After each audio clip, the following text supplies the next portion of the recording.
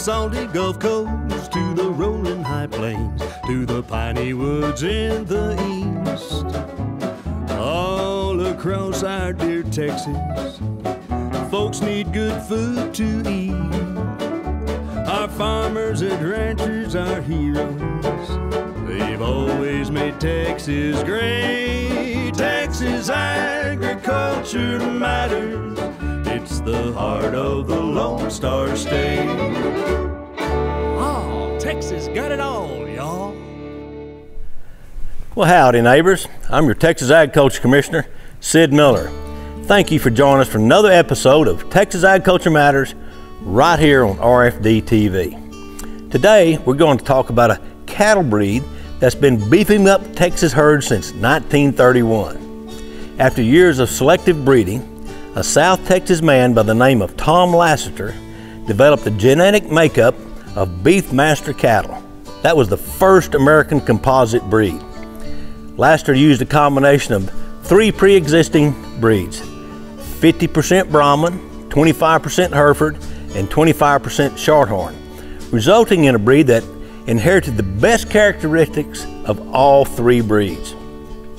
Just 6 short years after developing the Beefmaster breed, Lassiter closed his herd, and to this day, no outside genetics have been introduced to his original foundation. So, what makes Beefmaster unique? First off, they're the only beef breed with a guiding production philosophy. That's right, any Beefmaster you come across has been developed to fulfill 6 important essentials: disposition, fertility, weight, conformation, milk production, and hardiness. These selection principles are based on one of nature's oldest laws: survival of the fittest. Tom Lassiter wanted his Beefmasters to maximize production efficiency and believed that a breed should not be selected on criteria like color or horns, but instead on milk and meat production. So he fashioned them to be intelligent, possess strong maternal traits, have a gentle disposition, and created them to be heat, drought, and insect resistant. Over the years, this breed has continued to improve, and now it's globally recognized for the ability to withstand the hottest of summers and the harshest of winters. Typically, when ranchers find other breeds of cattle seeking shade or wading out in the water, Beefmasters can be found unbothered, up and grazing. I don't know if you're familiar with Texas weather, but that's no surprise. This breed is so diverse that it's certainly thriving in Texas. Now, over 80 years later, Beefmasters remain proven and effective, earning their nickname as the Prophet breed. Now, let's join Tammy Arender as she meets with Lorenzo Lassiter in San Angelo to see how the Lassiter family has continued to carry out Tom's balanced approach to cattle selection. The Beefmaster breed is just another way Texas agriculture matters. My grandfather founded the breed, and actually it goes back to cattle developed by my great-grandfather in the late 1800s. So I'm the 4th generation of our family to be working on it. The Lassiter name is legendary in the Lone Star State's cattle industry. Kind of grew up knowing I'd be a rancher, and I guess partly it's respect for legacy and all that, but it's always been something I love. I love cattle, I love genetics, I love selection. So those kind of things have always been suited to me. Lorenzo Lassiter visits these Beefmaster bulls just days before his big annual sale in San Angelo, now in its 61st year. So we actually do a 3-phase gain test. Pre-weaning gain, which is how they perform on their mother. Post-weaning gain, which is a grass gain phase where we run them on grass. And then the final phase, which they're in now, is a 50-day gain test on a low-energy ration. And so that 3-prong test mimics a steer's life cycle. So our customers who are raising beef calves can go in and identify the genetics they need to make their calves grow in the phases that they want them to and how they want them to. Lorenzo is co-owner of Isa Beefmasters in San Angelo. He and his sister Isabella say that they are honored to carry on what their ancestors started. We're very Texas-centric. The breed was founded here in Falfurrias by my grandfather, as I mentioned, and the majority of the breeders would be here, and then it evolves out from there. So the surrounding states would be big, but from the national perspective, I think it's the 9th largest breed in the U.S. in registrations. We're registering about 19,000 calves now. The Lassiters operate on 12 different pastures throughout the San Angelo area. But because of drought this year, they had to move some cattle to greener pastures in East Texas. For Lorenzo, it's all about quality, no matter what it takes. We'll present 39 data points related to their life cycle. So everything from calving ease to carcass quality to growth. All of the factors that go into a bull's value, and so trying to create value and allow our customers to really identify and select the bulls that will do what they need them to. What makes Beefmasters unique is it's a 3-way cross or composite. It's half English and made up of Hereford and Shorthorn, and half Bosendicus, made up of 3 Bosendicus breeds. We think of them as American Brahman today. So that 3-way cross imprints maximum heterosis in the cattle. So when using crossbreeding, you get the biggest genetic jump through that. Besides the unique breed characteristics, Lassiter says that their process of finishing is also a bit rare. For instance, another differentiator, the grass gain, is pretty unusual in the industry. Most of the English cattle that are sold go straight from weaning onto a feed yard, and they're sold as fat little yearlings. And these cattle are developed slowly over their yearling phase on grass, native pastures, to develop athleticism, toughness, those kinds of things. And there's a real risk when you put bulls on feed, like these guys are fat now because they're ready to sell, but you want to be careful about pushing cattle too hard or making them grow too fast. It can affect fertility and feed and a whole number of things. Genetics play a key role in the Beefmasters breed, bringing advantages to the rancher who operates in harsh conditions, be it heat or cold or anything else Mother Nature can throw at them. So we sell a lot of genetics into the equatorial zone throughout the world, where there's less infrastructure, less feed, more heat, more humidity, those kinds of things that the cattle have to tolerate. But the breed actually does really well. There's breeders in Alaska, Wisconsin, so cold is not so much a factor either, which is why I say they're adaptable. Hey boys, come on. The adaptable animal and the L-Bar brand is fast becoming known around the world. Lorenzo and others who breed Beefmasters love to travel abroad and advocate for this hardy herd. I love travel and I love going to other countries. I think I've been to 18 countries now talking about Beefmasters. And so that my love of the cattle and my love of travel and the international business has really, that was the contribution I was able to make. I'm Tammy Arender for Texas Agriculture Matters.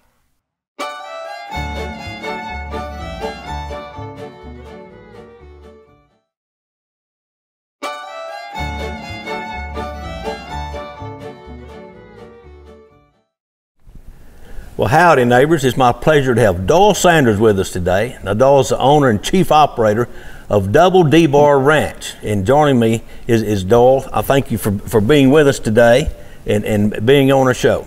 Thank you. To kick things off, let's tell our listeners a little bit about yourself and your agriculture background. I grew up in Houston, and we had a little 5-acre farm out what used to be the country, which is now just south of the airport there.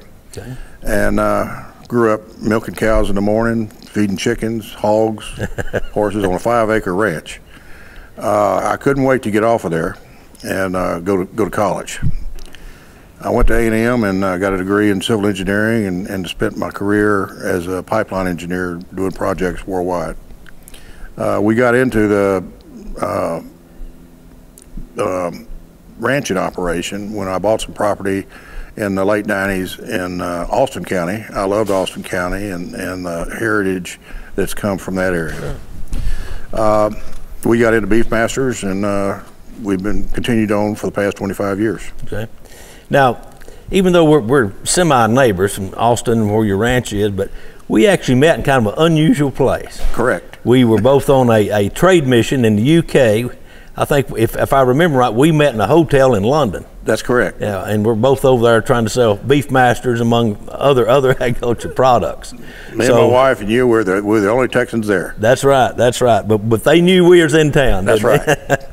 All right, tell us a little bit about the Beefmaster breed and how it came to be here in Texas. The Beefmaster breed was developed down in South Texas in Falfurrias. The Lassiter family started it really going back into 1892, and Tom Lassiter in about the late 20s, early 30s, he applied some economic principles to it and came up with the 6 essentials of what you need to have to be economic, because right at that time the Depression was going on and people were losing ranches and farms, and so he designed a breed, and it's really a 5-way crossbred hybrid that's based on the Bos Indicus side. There's 3 different types of Brahma bull, and then on the female side there was Shorthorn and Hereford. Right. And out of that he developed a herd, moved it in 1948 to Madison, Colorado, but the herd was closed and hadn't been any new genetics brought into it. From that, people started seeing what Beefmasters could do. When they saw them, they fell in love with them. Right. And I did some research. Being an engineer, I did some research among the different American breeds and decided from an economic standpoint that's what I needed to have was Beefmasters. Now, you have a Beefmaster operation, but it's kind of a niche operation, a little different than a normal one. Tell us a little about your operation. It didn't take us long to figure out that on about 120 acres we couldn't do much for having a large spread of cattle. We selected our cattle very carefully with high EPDs and made sure that they would perform. We stuck with performance proven cattle, and that led us to decide that we needed to sell genetics out of our ranch. We started in Thailand and then moved into Europe. I did some studies back about 2013 on what markets our breed association had been beating up on Mexico. We were established in Mexico and we were established in South Africa, but we were looking into Guatemala and different other local areas, and I decided that, well, I was contacted by some breeders. There were Brahma breeders that, going back into the 1990s, actually under Rick Perry and George W. Bush, they exported, the Thai beef industry had gotten to the point where they had like a 40% mortality rate. So they exported Brahma cattle over there. Well, after a while, the breeders knew that they needed to improve the beef quality that they had. The hardiness out of Brahma saved their career. Now they wanted to improve on the beef. And they need something that tastes good now. They wanted something to taste good and was tender. And we tried to help them, and we found all kinds of just international health problems. I finally I worked with Mike Phillips with USLGE, and we got a grant, emerging market grant, to introduce Beefmasters into Thailand. Perfect. It's turned into a very successful operation. Beefmasters are now known to be the top premium commercial breed in Thailand. So stories like yours is one of the main reasons that I had to build a new livestock export facility at the airport in Houston. So, hey folks, we're going to take a quick break. We'll be right back with more from my friend Dahl Sanders right here on Texas Agriculture Matters.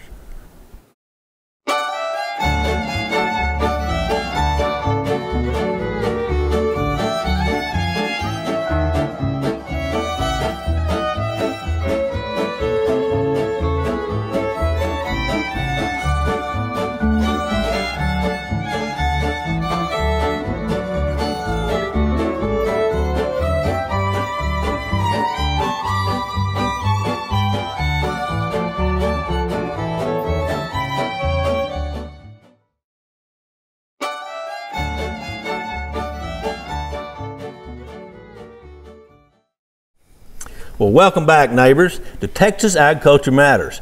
I'm your host, Texas Agriculture Commissioner Sid Miller. Now, let's continue our talk with Dahl Sanders of Double D Bar Ranch.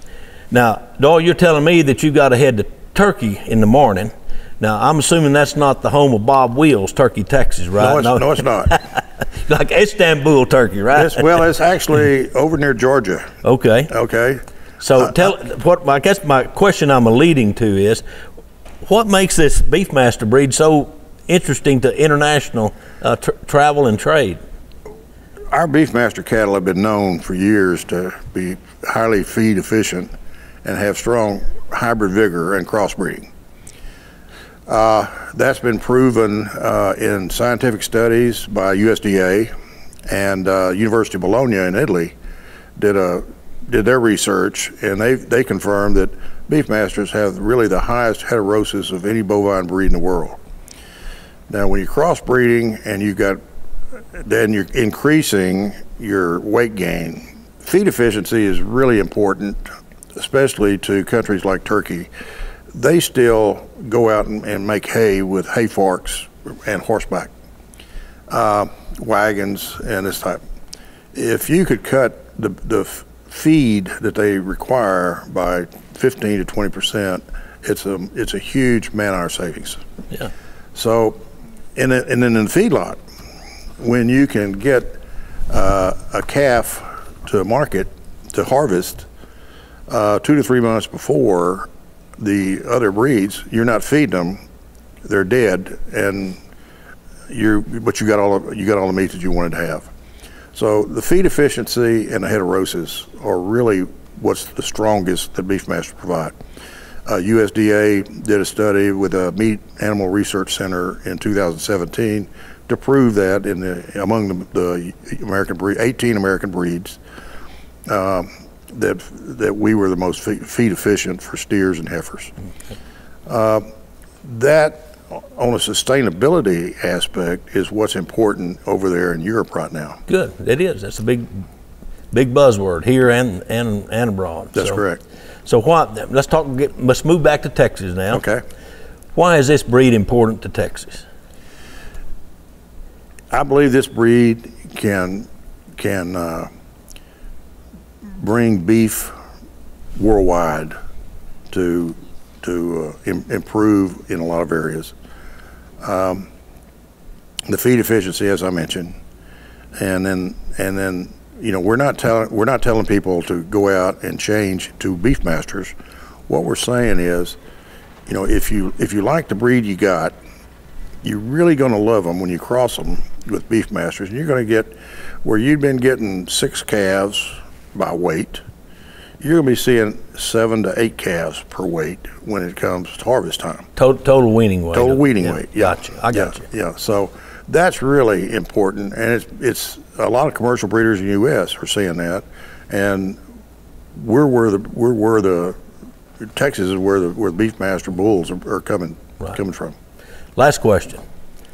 Why does Texas agriculture matter? Sid, on my way up here yesterday, I drove through the Brazos River bottom. I saw everything that's been taking place there with cotton, with corn, oil and gas wells out there among them. Pecan trees. The pecan trees, everything along there. That we lead the United States, and I've had people come over here from Brits coming from the UK. First thing they want is a good Texas steak. And when we were over there, we went to Whole Foods and I saw steak at like $75 to $80 a pound, and we can provide that to them. But that's what Beefmasters can do, and what Texas agriculture can do for the beef industry worldwide. Well, Dahl, thanks for being with us. You're an interesting fella. Glad to call you my friend. And thanks for informing us about Beefmasters. All right. Now, friends, let's take a look at another one of our great Go Texan partners.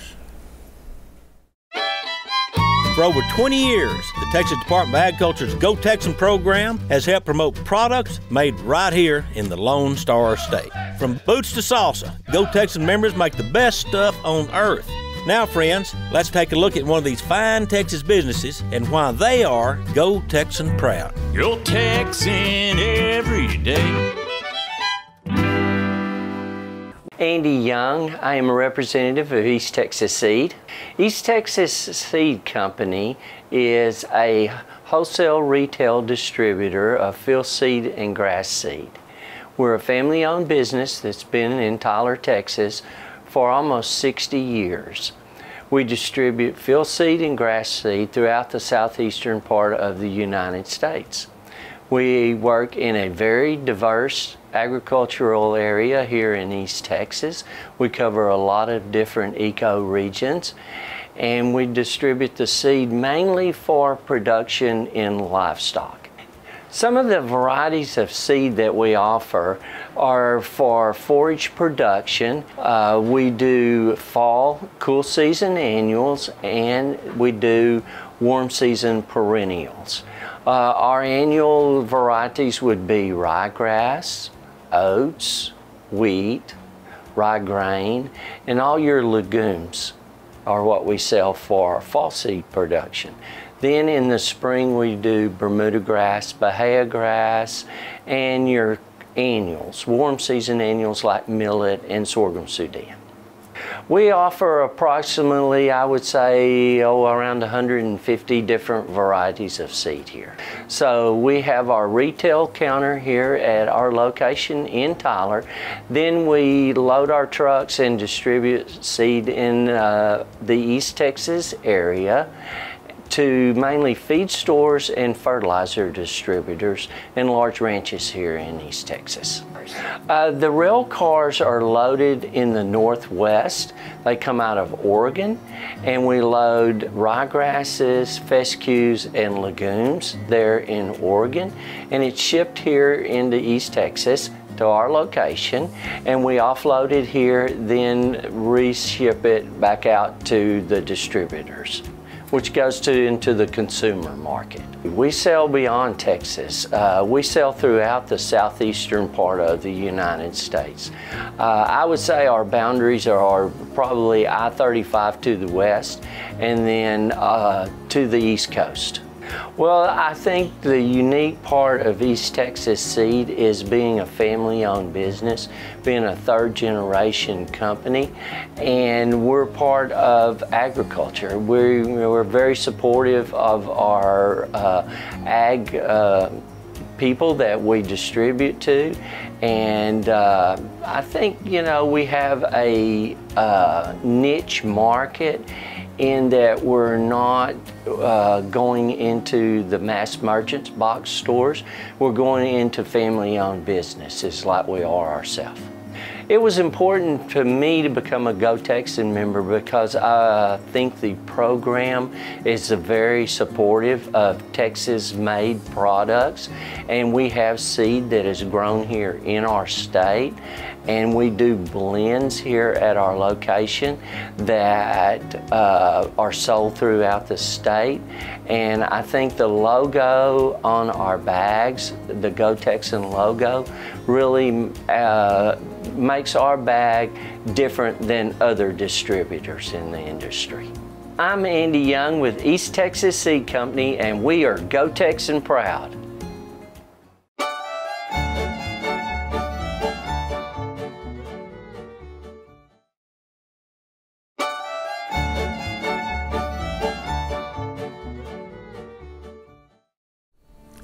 Well, neighbors, thank you for joining us for another episode of Texas Agriculture Matters.